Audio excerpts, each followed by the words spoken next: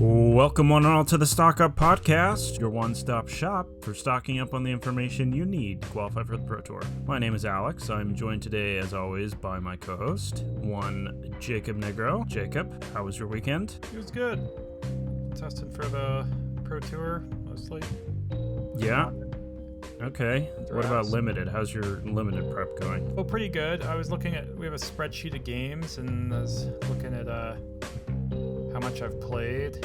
Here, I can, let's see. I have played, we do it by games. So I have played 283 games of Modern and 258 games of Limited since I joined this team. Holy cow, that's a lot. It's probably just mid-July. you? Yeah, wow. It's me since mid-July. So how do you get all this data into the spreadsheet? You just have to input it manually? Matt Nass has made a pretty cool tool that you just can like submit multiple games at the same time. You know, you just say like, I drafted a blue-red deck on Arena and I got this many wins and this many losses or things like that. Yeah. Okay.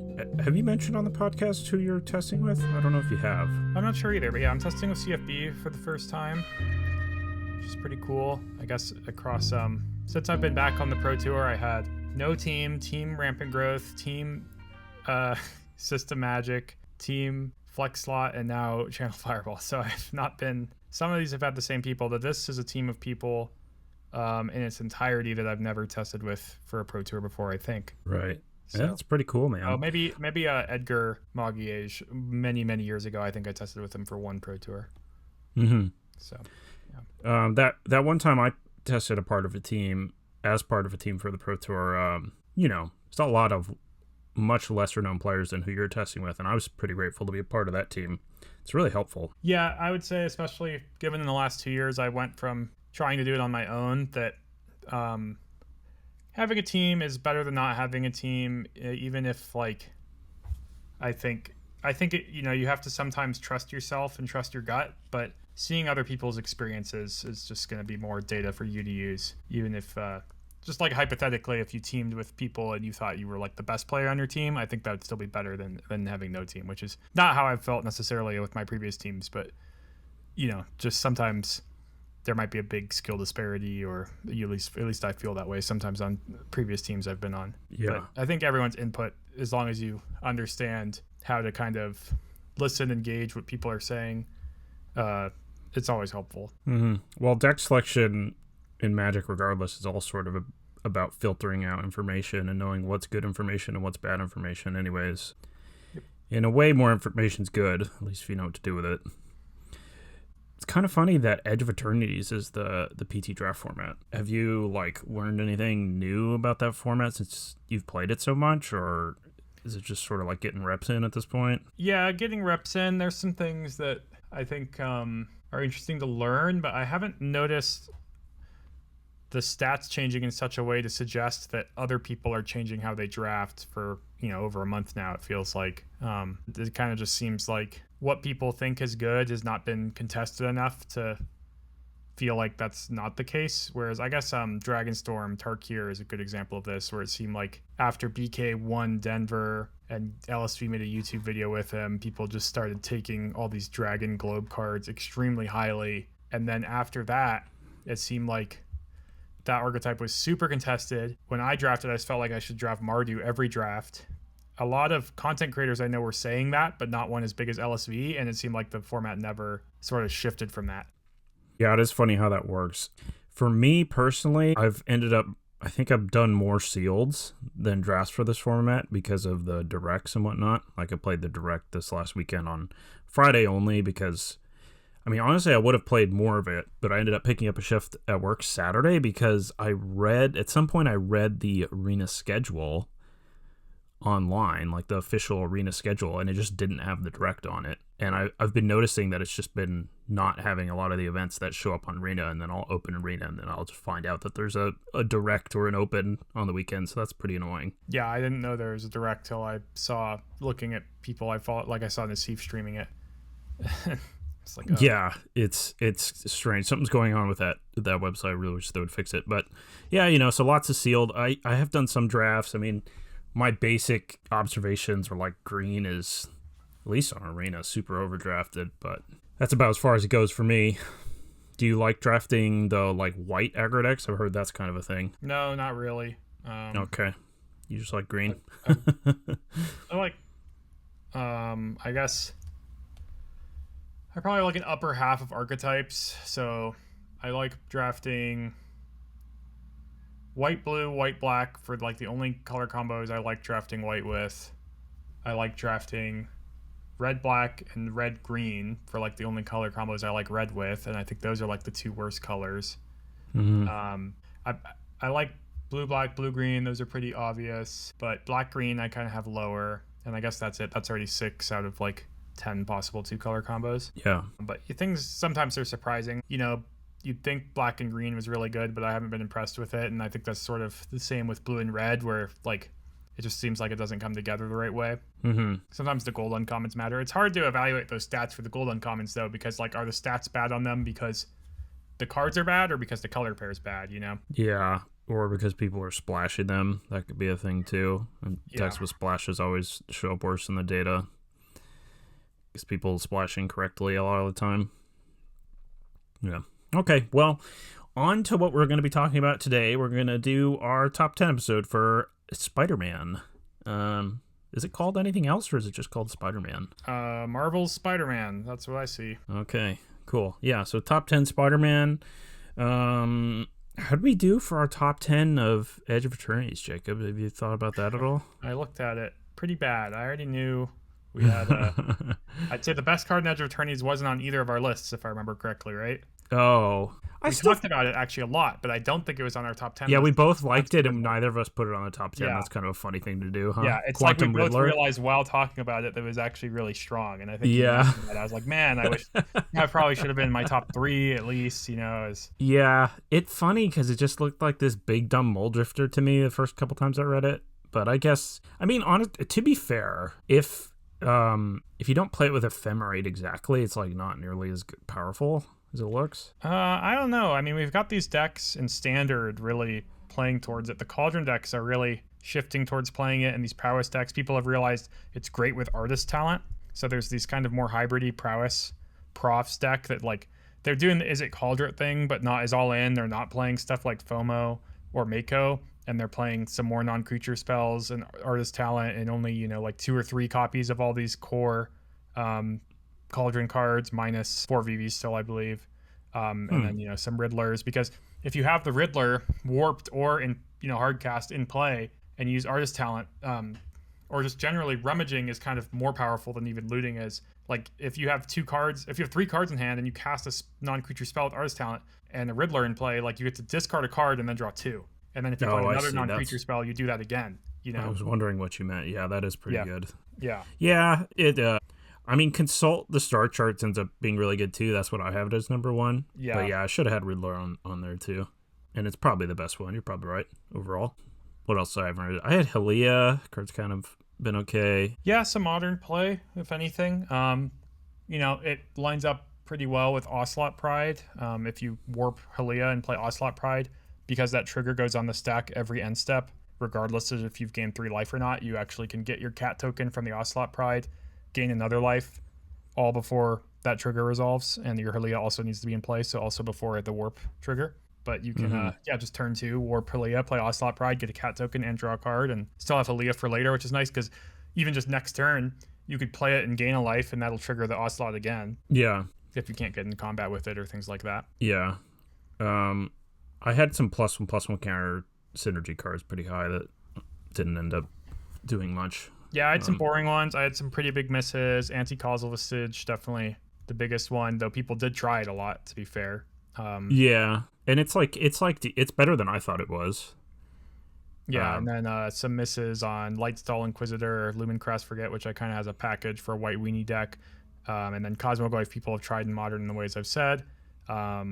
Nova Hellkite has been part of those mono red decks on occasion. It seems like it seems like it's not good enough to play 4 of, but it is kind of doing the thing of just like it's a lot of damage in one card. And it's kind of like a curve filler too in a way. Yeah, exactly. I actually played a little bit with that mono red deck on the ladder. Yeah. I had Ice Tail Explorer up there, which surprisingly, actually, I've been seeing it in Modern recently from Eldrazi ramp decks that play some Ghost Quarters with Sowing Mycospawn to get. Okay.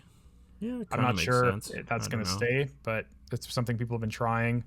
I know Nassif has streamed some decks that also are a bit more dedicated Ice Still Explorer decks, with like Malevolent Rumble and just trying to hit eventually a Ghost Quarter with that, but also you can get a lot of value from your fetch lands. Yeah. Yeah, that was on my list too. So, I mean, overall, I feel like we did okay overall. I don't know. We just Yeah. missed Miss Riddler. Riddler. Yeah. Yeah. That was the big miss. Yeah. And had some other things that just don't see play. But to be fair, Standard's like, in such a strange spot at the moment that, like, Yeah, and it that's might certainly going open to up quite a bit if they impact ban stuff. this list because I don't have high hopes for Spider-Man injected into the current standard format to change anything, to be honest. No. But Yeah, kind of a bummer. I was thinking the same thing because I wrote my top 10 list today. I think you did the same thing. And I didn't spend quite as much time as I usually do, although it is a smaller set.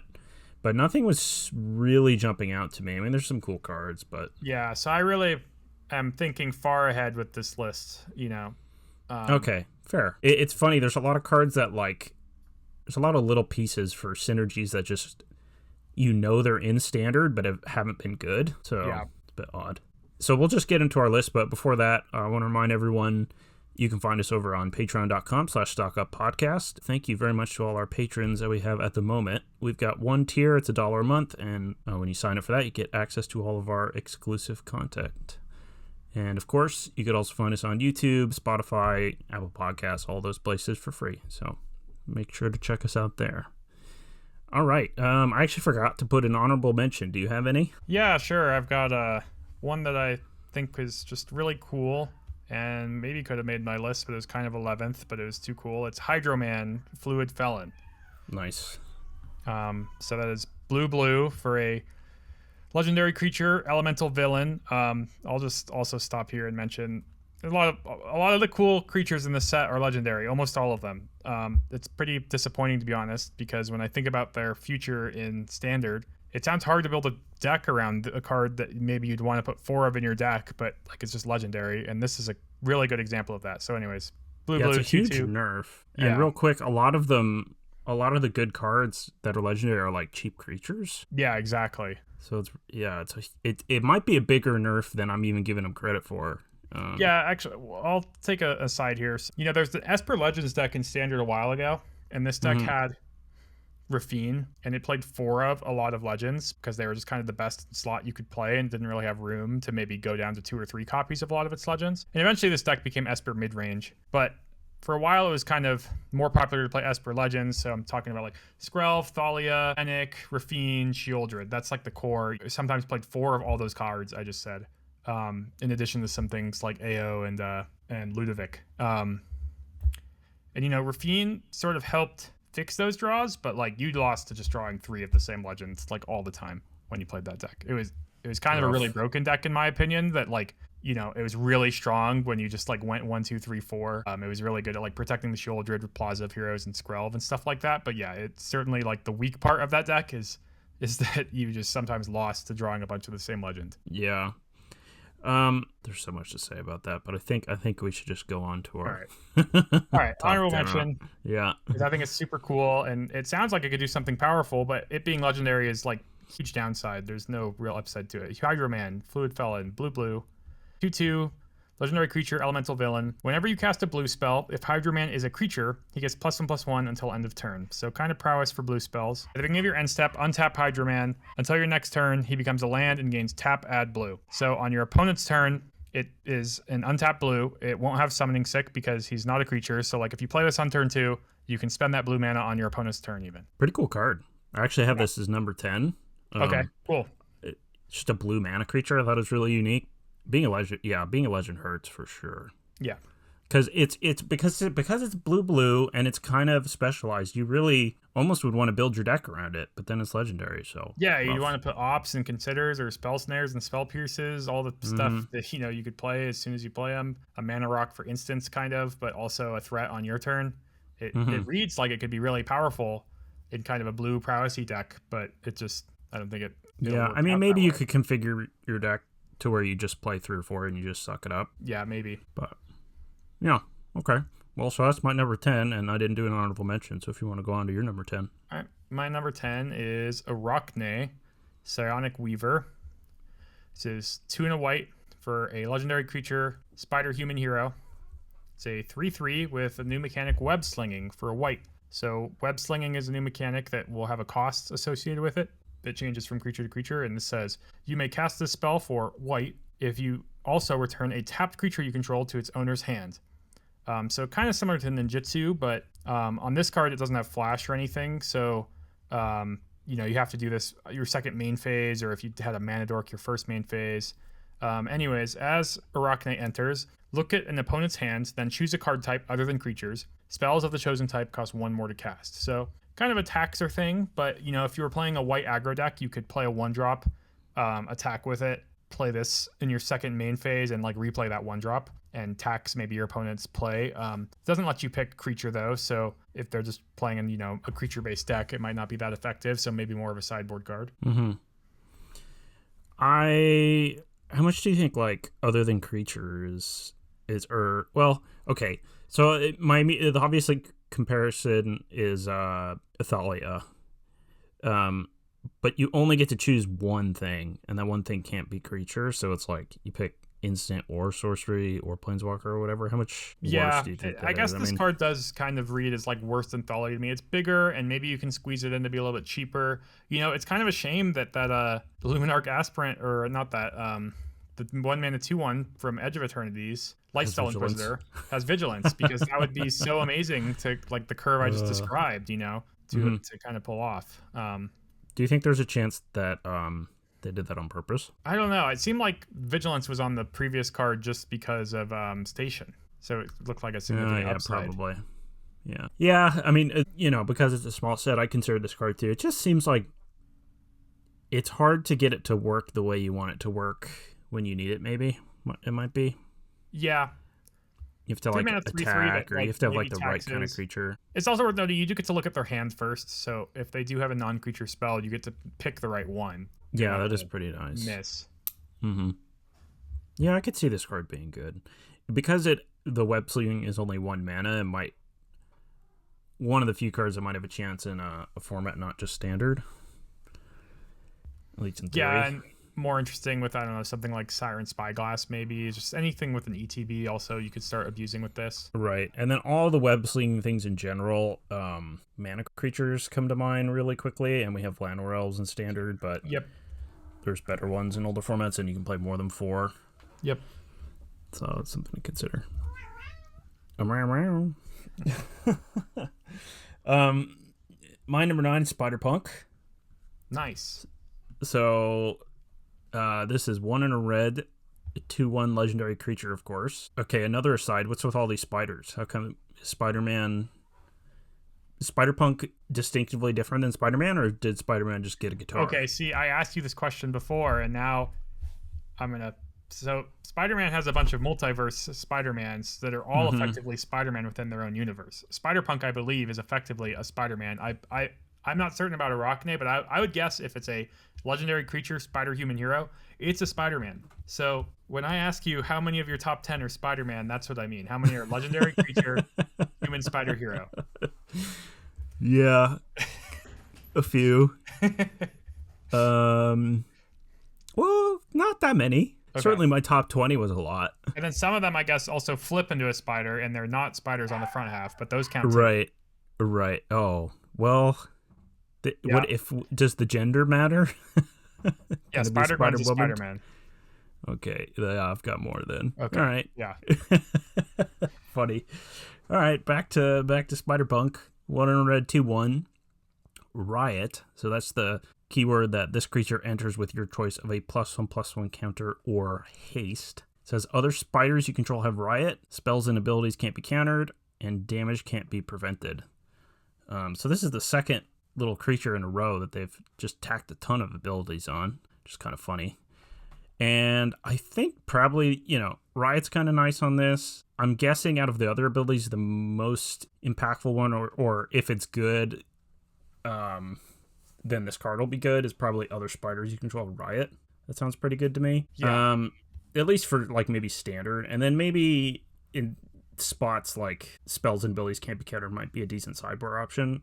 I mean, Voice of Yeah, and Victory has also proved to be a really good card, and this is like a slightly worse version of that, but in a different color. the can't be countertext applies to ward too. So if your opponent is playing with ward creatures, then you can ignore the ward. Yeah, so it's like kind of having a No More Lies in play, or not No More Lies, Nowhere to Run in play a little bit. Yeah, a little. Yeah, this is my number 6. Cool. But it's certainly Yeah. optimistic that there would be. I doubt there's going to be like other sets of spiders, but there is a lot of kind of on rate aggro spiders in kind of the Naya colors in this set. So I'm wondering if a deck might come together. Yeah, and maybe it's not super dedicated spiders, but if it just has enough of its cards that are Exactly. spiders. Yeah, in multiples, this card is legendary, but the other spiders you control have Riot is actually something that will still work in multiples. You'll still have to legend rule Spider Punk, but if you play a second copy, it'll have 2 instances of Riot. So you could give it a counter and haste or 2 counters.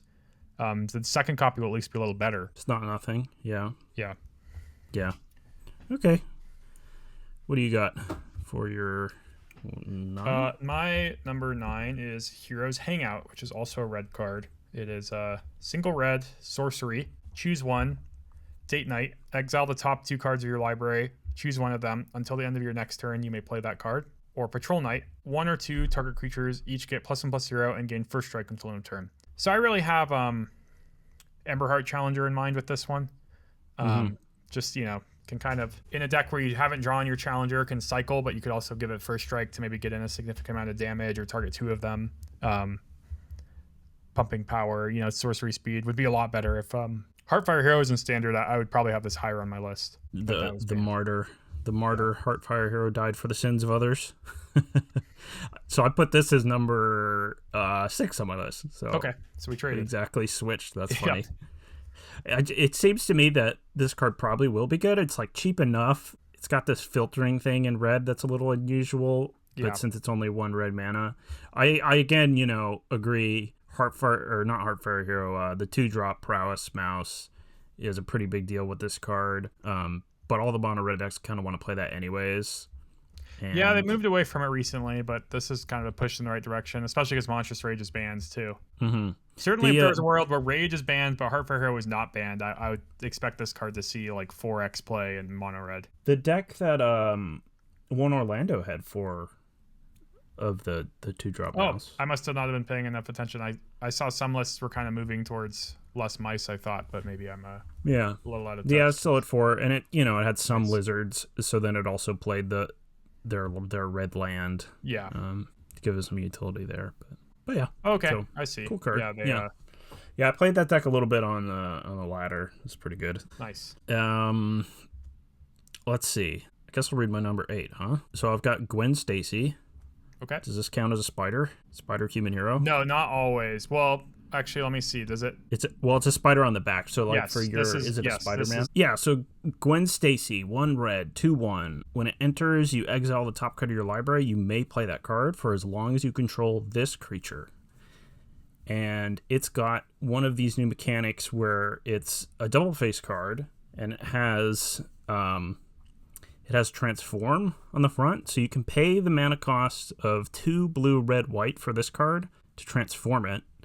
And alternatively, from what I understand, you can also just pay that cost from your hand to get the backside right away. That's my understanding too, yeah. Okay. So you can pay the 1 in the red and get the creature and transform it, or you can just pay the 5 to get the other side, and the other side is Ghost Spider. 4/4, flying, vigilance, haste. Whenever you play a land from exile or cast a spell from exile, put a +1/+1 counter on Ghost Spider. And then it has remove 2 counters from Ghost Spider, exile the top card of your library. You may play that card this turn. So my favorite part about this card, I've got a couple of these transform cards on my list, and I'm valuing highly the ability to play either half from your hand. The transform is nice. It's definitely an upside. But mostly I'm looking at the kind of modality of this card. Yeah, that makes sense. Whereas, big flying haste dragon type things have been good in standard, but sometimes they're a little clunky. And so being able to just run out a 2-drop where that kind of replaces itself some of the time seems pretty good. Yeah, and it's moderately threatening as long as you're in the type of deck that can flip it, right? Like, first of all, they have incentive to kill it because you might draw the card off it, or, you might be able to play the card off it the same turn as you play this, but if you just run this out turn 2, If it dies to a 1-man removal spell, that's not a great exchange, but it still at least was threatening enough to kind of demand that, because it can either transform or at the very least give you the card. Yeah, and it's cheap enough that that sort of thing isn't a huge downside. And then the backside, it's a little odd. You're pretty incentivized to build around it a little bit with other cards you put in your deck, so you can actually get these counters and do some things with it. It's odd that you have to remove 2 counters just to exile 1 from the top of your library, so that's not too great. But of course, you're still getting like the dragon, flying, vigilance, haste, so can't expect too much, I guess. Interestingly, with Spider-Punk and this kind of whole cycle of flipping Spider-Man cards, is the front half isn't a spider. So you'll miss out on Riot if you cast the front half, but if you do cast directly the back half, it should have Riot. This one already has haste, so you'd pick the counter every time, which is at least halfway to the, I could see those 2 cards being in the same deck, for example. Right, yeah. And then I'm assuming when this transforms, it doesn't get exiled. So, because it says this creature on the front, so I'm assuming you can transform it and have not played the card yet and can still play it. Oh. So it could be a way to get another counter. Yeah. No, that makes sense, too. Yeah. Yeah. I'm assuming that's why it's worded like that. Yeah. Yeah. So yeah, I like this card. It's got cool art. I don't. It's funny. I just don't love the theme of the set that much, and I kind of really like. I've looked at some of the Through the Omen Path cards, and I kind of really like those. I'm like, oh yeah, Magic is cool when they do their own universe thing. But this is one of the cards that I do like. This Gwen Stacy and some of the others. So yeah. What are we on? We need your number 8. My number 8 is Scarlet Spider, Ben Riley. So this is 1 red-green, legendary creature spider human hero, 4/3, also with web slimming, this time for red-green. So you can pay red-green and return a tapped creature to your hand to cast this. It has trample, and it has, if Scarlet Spider was cast using web slinging, he enters with X +1/+1 counters on him, where X is the mana value of the returned creature. So this is, I guess, sort of the ideal of this card I was looking at, maybe this Naya or red-green spiders deck. Notably, you could play a Llanowar Elves on turn 1, like you described. On turn 2, you could tap the Elves and cast this, and that's a 5/4 trample on turn 2. It's pretty large. Trample's a big deal when you're just talking about stats too. Could fit it in with other spider type stuff. You could return Gwen Stacy maybe if you get it tapped. Yeah, it's pretty huge. It works nicely. Another good thing to give Riot. If you just have a big guy in your hand, you can't do the web slinging or whatever. Yeah, it is kind of just a big dumb guy, but I guess it's kind of perfect for a spider aggro deck, if that's a thing. Yeah, and I don't know, just you could also, there's a 1-drop spider that didn't make my list that wants you to attack with 2 or more spiders, but you could attack with that on turn 1 and web sling this on turn 2 off that too. Is it good with Nova Hellkite? You could make it huge. You could make it huge on turn 5. Yeah. But yeah, there's certainly some spots you could make it huge. That's true. Your Hellkite's going back to your hand anyways. Maybe you could have the Hellkite in play, but you might as well have a giant trampler and then the Hellkite in your hand still to get the trigger. I could see this. How much of the web slinging do you think people would build decks around trying to bounce value creatures? Yeah, that sounds a little harder in red-green, but it might be possible. With the first card on my list, I was thinking of Novice Inspector, but that's pretty slow. So then I switched to a Spyglass Siren because that's a little bit easier to pull off too, because a 1/1 flying is, if there's a reason it's in the Kaito Enduring Curiosity deck uses it for the exact same reason pretty much. So yeah, totally. Okay, so number 7 for me, I've got Morlun, Devourer of Spiders, X black. Another legendary creature, not getting away from those from this set. It's a 2/1 lifelink, and Morlun enters with X +1/+1 counters on it.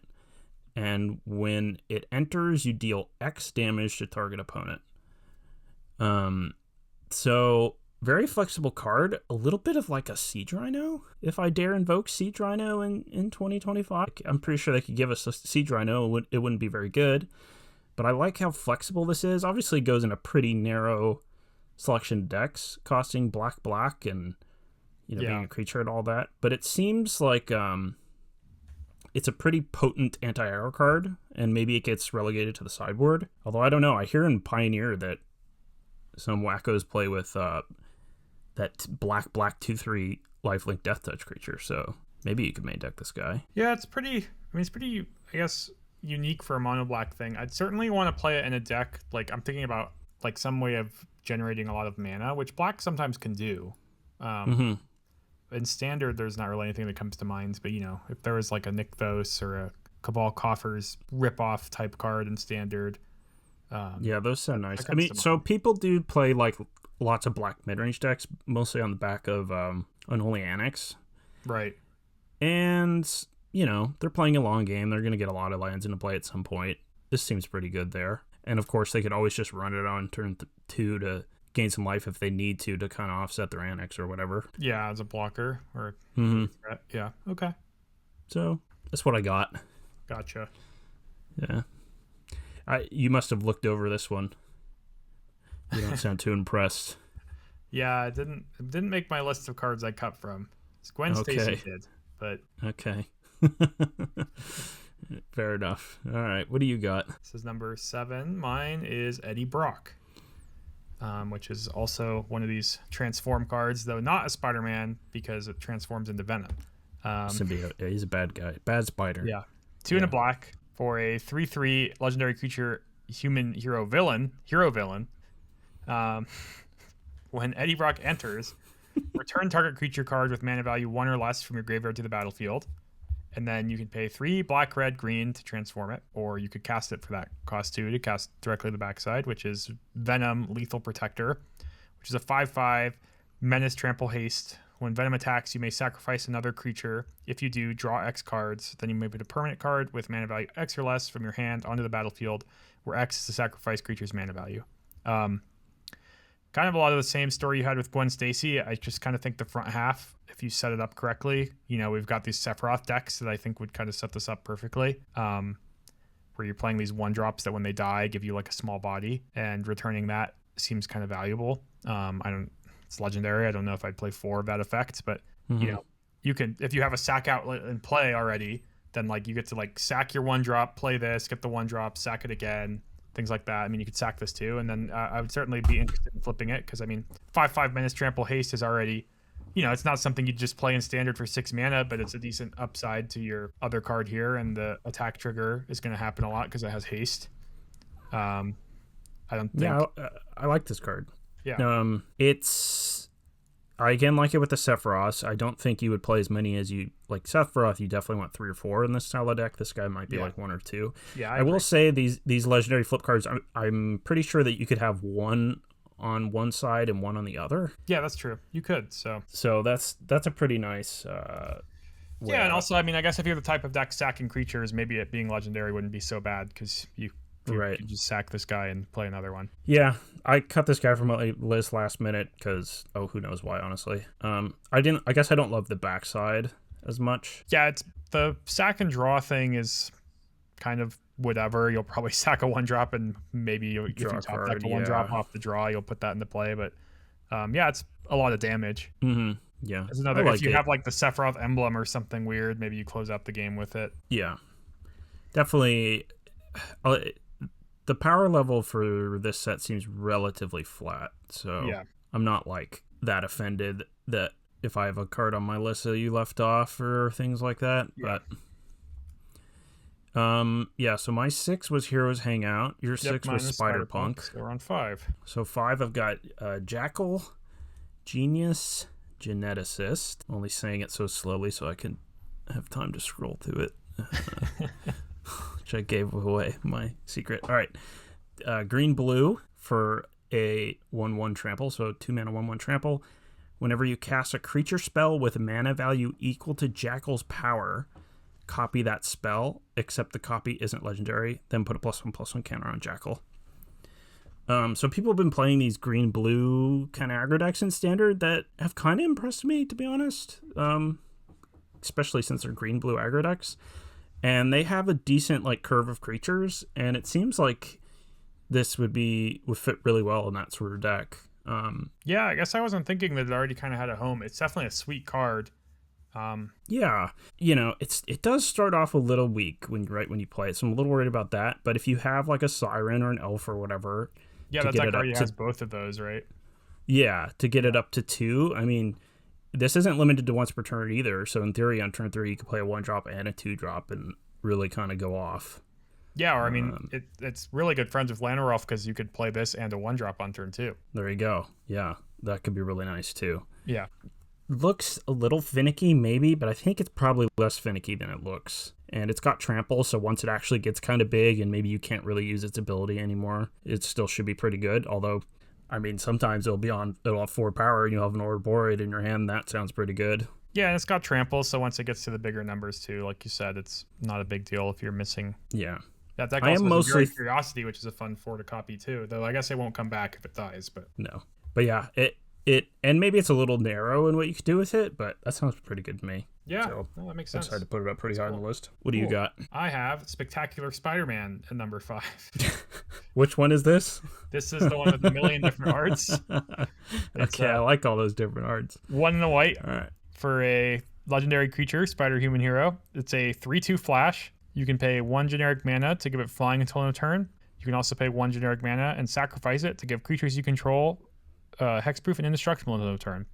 It's kind of a simple card, but 3/2 is a real big selling point here to me. Just kind of a lot of things going on for a cheap card. Yeah, it's a rate monster. I had this on my list, and I cut it last minute because it's a little boring. Yeah, I'm gonna be honest, but the saving thing really, I think, pushes it. You know, you're trying to play an aggressive deck that, you know, you flash this in, and maybe if you have a spare mana, you give it flying, or if the board's stalled out.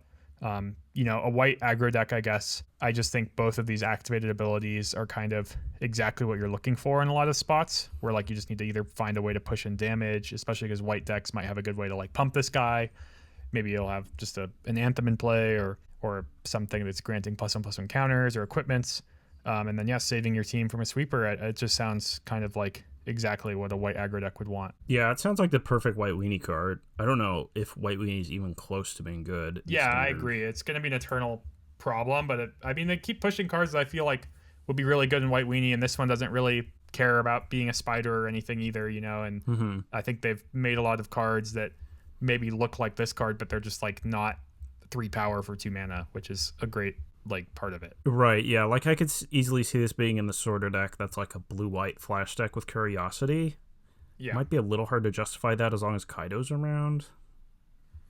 Yeah, no, it's a good point. And, you know, also that hypothetical deck is currently missing Hollowed Fountain. Maybe that'll get rounded out in the near future. Yeah.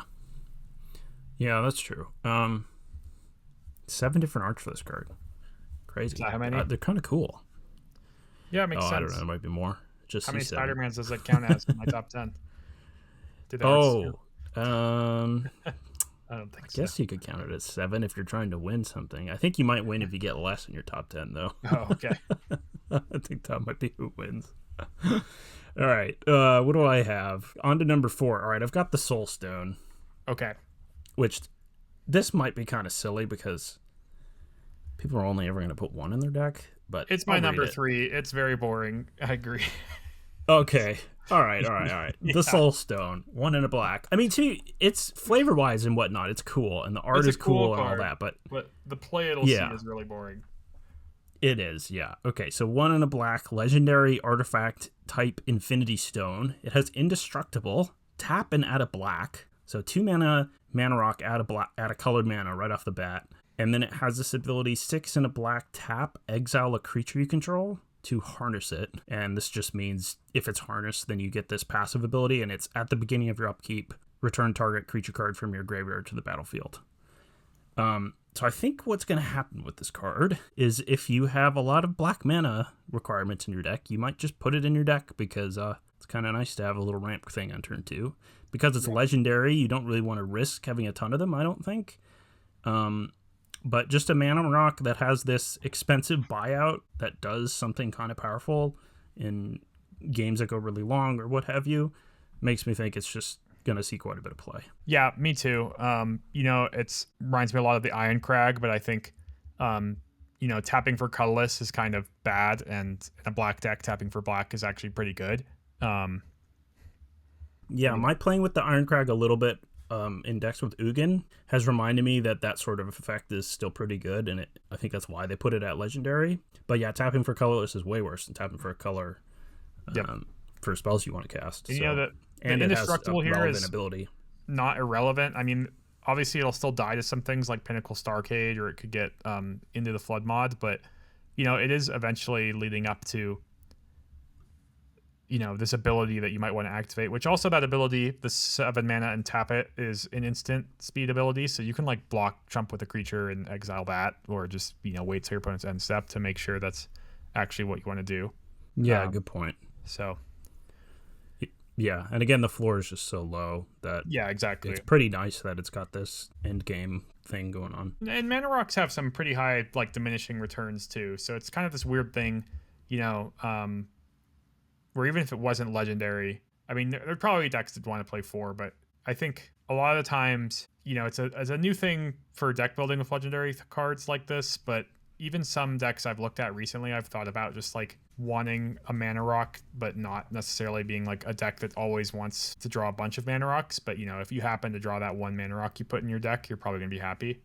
I do think it's gonna be kind of fun to be like, oh, I could put a Soulstone in this deck, and that's pretty interesting, especially on Arena. In paper, if you don't own a Soulstone, I think this is going to be a pretty expensive card because of Commander and Lore. Yeah, maybe. So that might be pretty annoying. Yeah, and then also, I guess, mana rocks that tap for colored mana. I've played a lot with the Talismans in Modern. I'm in these like Eldrazi ramp type of decks.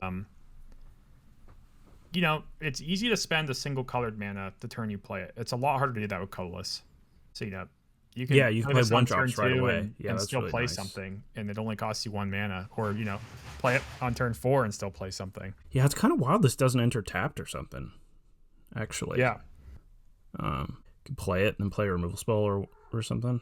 Yeah, it's pretty pushed card. I'm not surprised given that it's the Soulstone. Yeah, so that's my 4. That's your 3. So I guess I'll do my 3. Getting some more Spider-Man on here. Well, I've got my number 4. Oh, right. Yeah, go for that. You do your number 4. I've got Spider-Ham Peter Porker, which is yet another Spider-Man in my book. Does he give my cat +1/+1? I know it gives animals +1/+1. Okay. 1 in a green, 2/2, legendary creature, Spider Boar hero. So Spider Pig, not Spider-Man, but I'm counting it. When Spider-Ham enters, create a food token, and then other spiders, boars, bats, bears, birds, cats, dogs, frogs, jackals, lizards, mice, otters, rabbits, raccoons, rats, squirrels, turtles, and wolves you control get +1/+1. So it's a lord for a long list of creature types. And when it enters, you get a little value because it's a food token. And I just think you might be able to build a deck that is almost entirely these creature types. Notably, a shortcut here is 10 of those creature types are the 10 main creature types from Bloomburrow. Yeah. They did include all of those. Okay. So pretty much not any, because I guess there's some really strong non-10 creature type cards from Bloomburrow, like the Sunspine Lynx. But that's even a cat, though, I think. So perfect. I like that it comes with a food token. A lot of cards that just that's sort a big of generate deal to a lot of cardboard. Yeah. Yeah. For so cheap are pretty good. Yeah. What are you gonna do with this Lord ability though? Just I don't know. Just find a spot for it, maybe. Yeah, like just have a deck that seemingly is coincidentally all these creature types, and and then this guy fits right in. Yeah. Okay. Yeah, I wasn't sure how to evaluate this one. I'm gonna be honest. So also, if there is a spider deck, then he's also a Spider Lord. Okay. And he's the right color for it. So pick it up with your red-green other Spider-Man, Ben Reilly.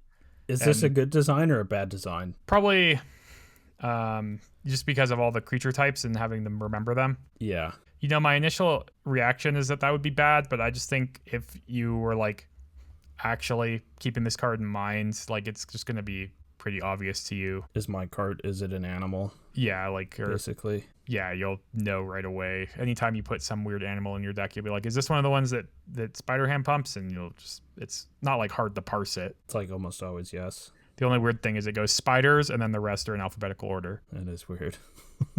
But they probably figured spider was the most important one. Animal Mayhem. What do you think makes them decide to put this like little flavor text on the ability? I don't know. Maybe it's something the characters say in the comics. Like it just might be a bit more iconic than we're giving it credit for. Uh-huh. They don't put it in front of like every ability, but maybe for the legendaries they do. Yeah, it's on a lot of them. It is, isn't it? Okay. All right. What was your number 3? All right. My number 3 is Peter Parker. Okay.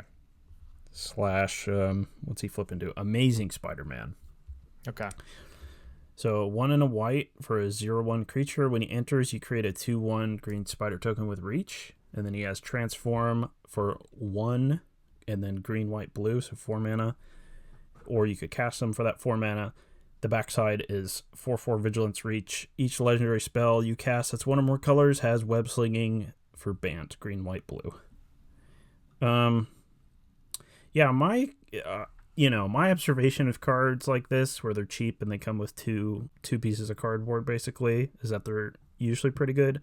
And this one, if you're like blinking it and stuff, the token is like the strong part of the card. So getting 2/1 spiders if you're bouncing this card seems pretty good. Backside is maybe a little weak. I actually can't tell. Seems like you could probably do something cool with this, but I'll admit I haven't thought of anything in particular. Yeah, I guess there's also multiple spiders in one card sometimes.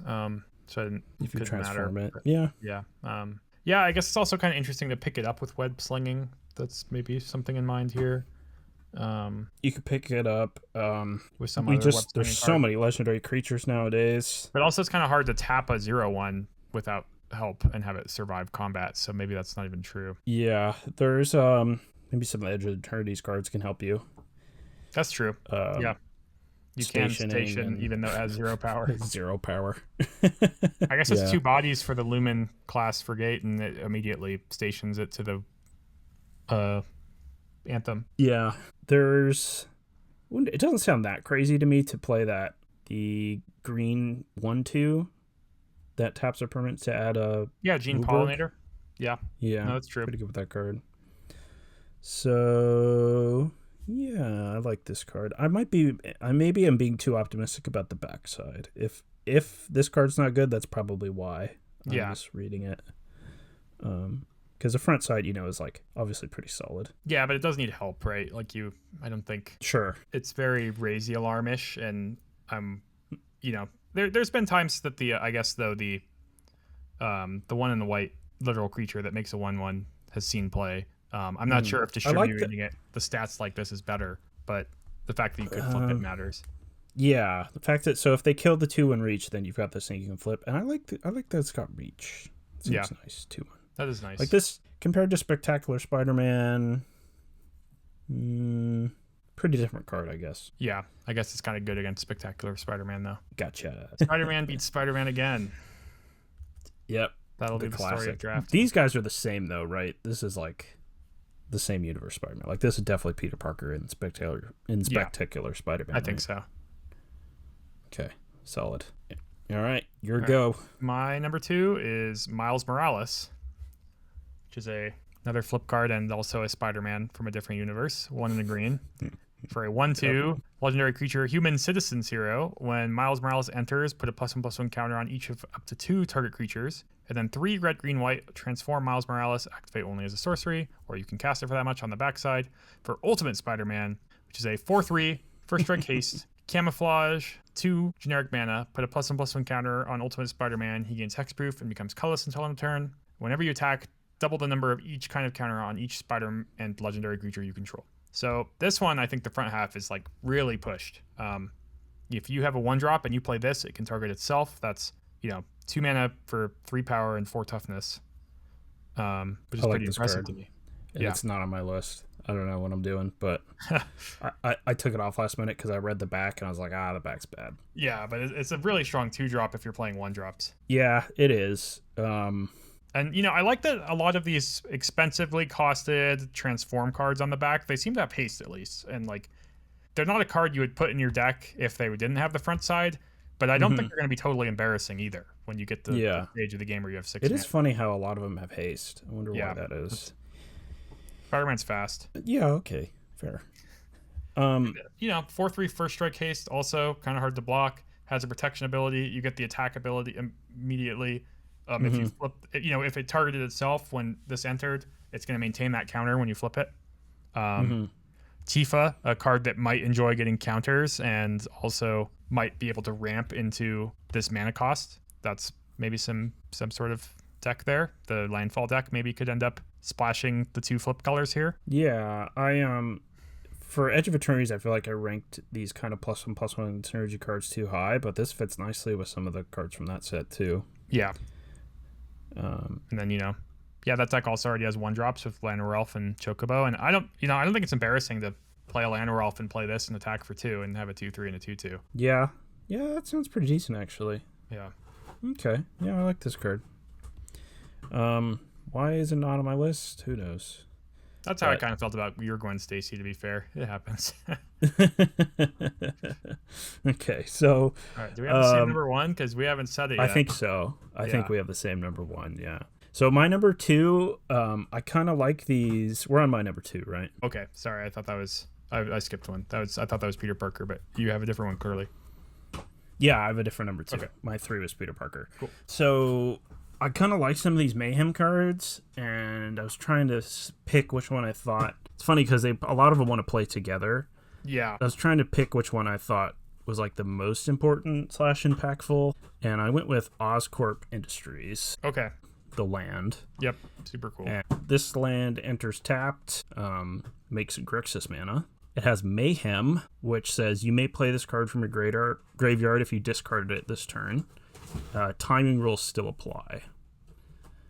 And if it enters from a graveyard, you lose 2 life. What do you think of Mayhem? It's a mechanic. Do you like it more I like or less it. than Madness? It's a little less fun, but it's a little cleaner, I think. Yeah. I was thinking about how it's a little bit more hate. Like, Mayhem doesn't work against Rest in Peace at all, for example, which I feel like is a little bit more intuitive, maybe. Right. That's worse, obviously, but It is definitely worse, yeah. I don't know. Yeah, I guess if you had a whole deck built around Mayhem, Rest in Peace would be pretty good against you, huh? yeah. I mean, this card is nice because it's just this, like, really easy way to just have a way to get card advantage off of your cards that are discarding. Yeah. So that's why I picked this one. I'm not even sure these decks would be Grixis, but I guess even if they were just black-red, they would probably still play this. Yeah, I could see it. Maybe a couple. It's hard to put in 4 tap lands if you're a bit more aggressively slanted, but yeah, just to increase the Mayhem count for some 2-for-1s, I agree. Yeah, and then of all the cards that could maybe see play outside of a non-dedicated Mayhem deck, I thought maybe this was probably the most likely. That makes sense. Yeah. Might have a different home. If like you just happen to have a deck that discards a lot of cards, like maybe you have to consider this, I think. Yeah, that's cool. Yeah. I'm trying to wrestle a cat at the moment. That's why I'm talking so slowly. Yeah, pretty cool card, right? Yeah. What do you got for your number 2? No, sorry, I skipped. My number 3 was Soulstone. My number 2 is Miles Morales. Oh, gotcha. Yeah, so that's where we got. Okay, so on to number 1, huh? Yeah. All right, let's see if it's the same. All right. Number 1, I have Sandman, Shifting Scoundrel. Oh, wow. I don't have that. Okay. That was when I cut. Oh, cool. Well, nice. Go ahead and read it. Yeah. Okay. 1 green, star legendary creature. Sandman's power and toughness are each equal to the number of lands you control. Sandman can't be blocked by creatures with power 2 or less. 3 green, return this card and target land card from your graveyard to the battlefield tapped. So 3 mana, star equal to your lands. Always going to be a pretty big creature. It does have a little bit of evasion, which is nice when you just have a big dumb idiot. And then of course the big selling point here is it can come out of your graveyard. You have to have a land in your graveyard to do this. Yeah. But when it comes back, you do get a land. So kind of a lot of card advantage. It is just a big dumb creature, but like late in the game when you're paying 5, I think that's going to be pretty good. You obviously want to play it in a deck probably with like self-mill. Maybe you could consider Fabled Passage or other fetch lands in older formats. But this card just seems really strong to me. I guess to be fair, so I definitely knocked it down a lot and off my list because of the mandatory need for a land in your graveyard. But I guess Fabled Passage is a really kind of easy one to include that when it works, like none of these things have finality counters. So like if your opponent's plan is only to destroy this, you're just going to sack your Fabled Passage and bring them both back again. Yeah. So if they don't have any way to exile, it's just you're always going to have this giant creature bring back every turn. Certainly is unique that, like I guess there is a clean kind of card to pair with this card that will kind of always work at least. Mm-hmm. You'll probably want more than just 4 Fabled Passages to want to play this card. You'll probably want to be a bit dedicated to it, and self-mill definitely sounds like a great way of doing that because you'll also just mill Sandman, which sounds awesome. Yeah. Even if you just have a couple, like if your deck isn't totally self-mill, but you find to play some self-mill cards, that's obviously excellent because you get it for free. Yeah. I would say of all the cards, I mean, I'm not surprised because it's my number one. Of all the cards, I'm a little surprised this one wasn't on your list somewhere because it seems really good to me. It was one I didn't read as an honorable mention. That's how close it was. Okay. We'll have to see. Yeah. I like it. All Man, right. so your number one is one I don't have either. Yeah. That's funny. It's okay, what do you got? I have School Days. Oh, really? Yeah. Dude, I hope you're right. Yeah, I know.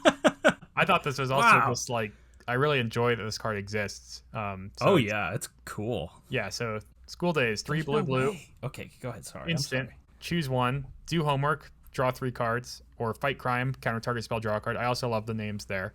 Yeah, it's pretty good. And, so this is an upgraded Jace's Ingenuity, and shout out to just like the design of this. I learned in Discord that my friend Ben Whites was behind this card, who works for Wizards.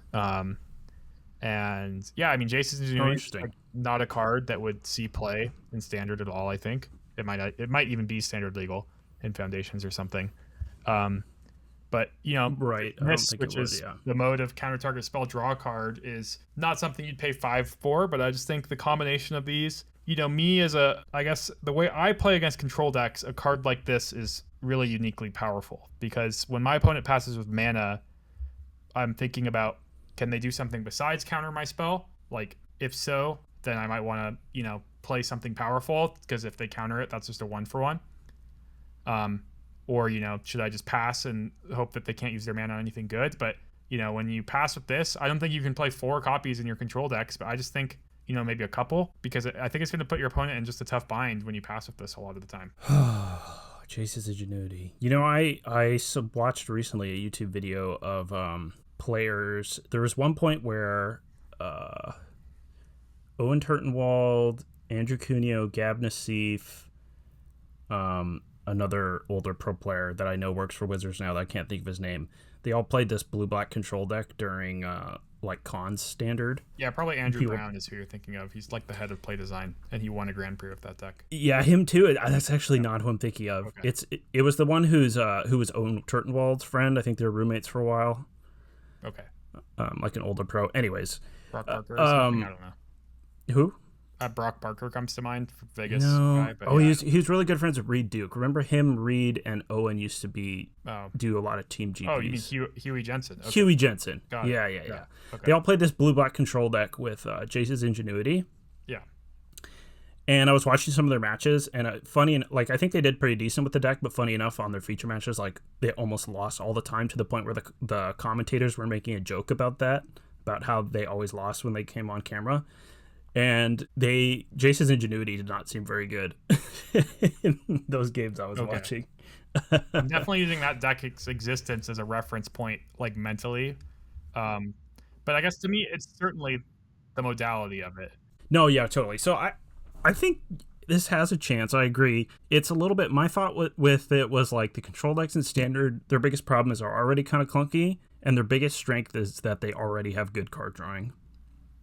That's between fair. stock up and consult. In my mind, like, now I'm just never gonna play 3 steps ahead. I'm just gonna like. I know, right? This is the card I want 3 steps ahead to be. Like, I want to pass with 5 mana and just guarantee that like something good is gonna go my way, as long as I wasn't already horribly behind on board.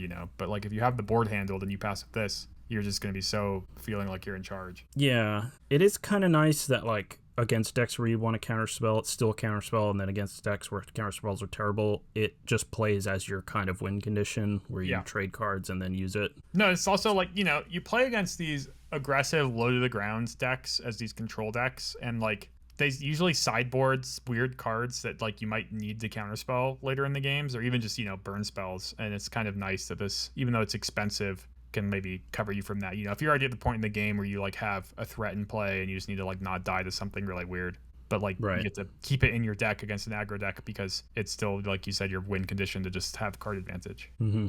Well, I hope you're right. It's a sweet card. I have a hard time believing control decks would play more than like one, but maybe. That's fair. Yeah.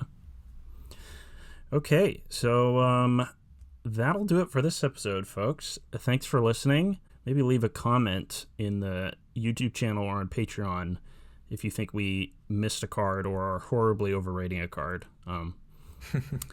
It'll be interesting to hear. Everyone always has different sorts of opinions with these. You'd think it'd be people would narrow it down on the best cards easier, but mostly because after a few weeks it becomes kind of obvious. But playing with the cards makes a huge difference, so it makes sense. Definitely. Yeah. So we'll see you next time, folks. So We had today, some bit of news. Ban announcement or what? not quite. I mean, I guess it's in the category of it. Carmen Clomparens, who works for Wizards, wrote kind of a little article about what's going on with Standard, because they obviously recognize there's some problems. Spotlight series Yeah. was completely dominated by two decks. Apparently, Mono Red and Izzet Cauldron both had above 60% win rates, and no other deck had above a 47.2% win rate, from what I can tell. So pretty Yeah, huge and also most people kind of predicted that. yeah. Maybe not so much the mono red winning, but that's not surprising, I would say. Yeah, and this article included some of their own internal data, which was interesting to me. I guess I'll start with kind of what they're pointing at here, which is that they're moving up the scheduled ban announcement a little bit, but they're still kind of keeping it within this RC/RCQ season, as far as I can tell. So that's not going to get anything banned from it, and they kind of justify that, and it makes sense. They really value that, people say, I'm going to buy Izzet Cauldron and I'm going to play my RCQ season with it, and they're going to let them do that. And I think that's fair, I do also. I have something else that I would do instead, which is I feel like they should just announce the ban and then just have the date be whenever they want. Yeah, it is. So people at least know. Point out that we believe it'll likely take action in November, and they list that VV probably needs to go. They're unsure about Soul Cauldron. Yeah, I just hate this like announcement of an announcement thing, Yeah, but they also kind of add a mention that this might not happen, and they bring up some arena data. And one thing I like that they point out is that on arena, you don't really see this with Cauldron. I mean, the win rate is probably still there, but the popularity of it is not there at all. And I don't know if you felt that way playing arena, but I certainly do. People definitely. like to play the decks they want to play for fun, even in high mythic. You'll play against the Mhm. Shahar Shenhar streams the craziest decks, and he's rank 1 sometimes. Yeah, and people just play his decks against him. Yeah, exactly. So that's cool. Yeah. People It is. are engaging with arena kind of from a place of fun, more so than absolutely needing. You don't get anything besides some qualifier weekend invites for doing well in high mythic. So obviously the incentives aren't super high, but I'm glad that people don't take it, to caring so much about rank 1 that they only play VV Cauldron once you hit mythic or things like that. Yeah. Second of all, Carmen mentions that Mono Red is kind of rebalancing the scales, and it actually is more played than VV Cauldron on Arena, apparently, and has a higher win rate. That's interesting. Sort of It's funny interesting. how they kind of release this sort of data for people to look at. Yeah, it's not kind of exactly a the big deal. specifics, but certainly Yeah. an interesting anecdote. But they're just kind of mentioning that Mono Red might warp the form. If Mono Red, what's surprising to me is, I see Mono Red has this high win rate from the Spotlight series, and I think, because it's good. It's demonstrating that it's actually good against Cauldron. It's a counter to it, and Cauldron is a huge portion of the field.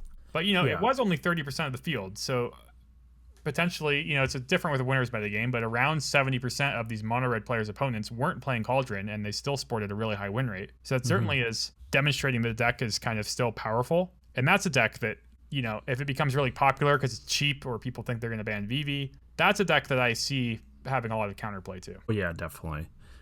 Beza or, Yeah, exactly. Lightning Helix, all sorts of things. Flash Freeze. Let's see. So the data is interesting that they said in this article, I guess, because one of the things I was thinking about when Mono Red won was maybe the Cauldron decks were just so focused on the mirror that they didn't have enough Torch to the Towers and whatnot. But if they're still trying to beat Mono Red and are still a dog to it, I mean, that's interesting. Yeah, and that hasn't proven itself to me yet. That's a great point. I agree. I think the point that more so, like I mentioned, has been demonstrated to me is it seems like Mono Red is, in fact, good against other decks, not just one deck. So Yeah. No, the mono red cards are still pretty strong. I mean, they banned a couple of the best ones, but Yeah. they've got good ones still. Yeah, I guess I bet that's what they'll be looking at to see if Cauldron could just adapt and go back to the number one spot.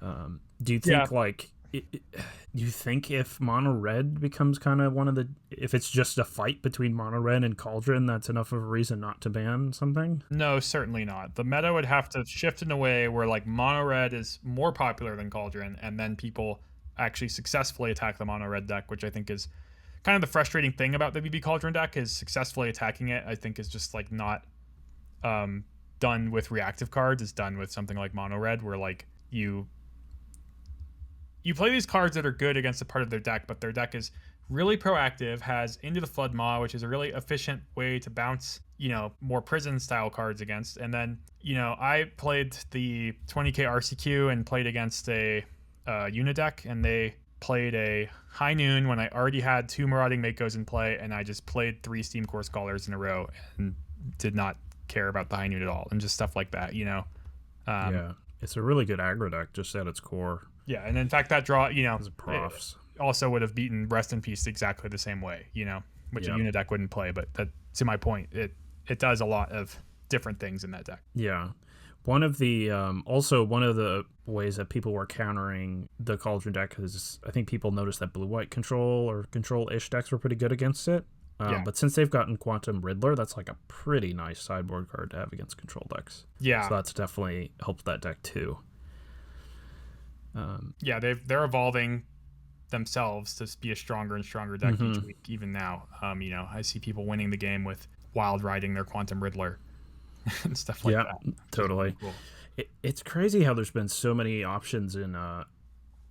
It's crazy that they banned almost predominantly blue and red cards, and blue and red cards are still the top of the metagame at the moment. It is very weird. Yeah, I wish they would just have already decided what they're banning and then just say, oh, we're going to ban Cauldron and it's going to take effect in 1 month so we don't mess up RCQ season. But hopefully good news for me if I qualify for Worlds, that Standard will get shaken up a little bit like a month before. Oh, please God, yeah. I don't know what the original ban announcement was, but it might have been right after Worlds for all I know. I think it was sometime in December. So yikes.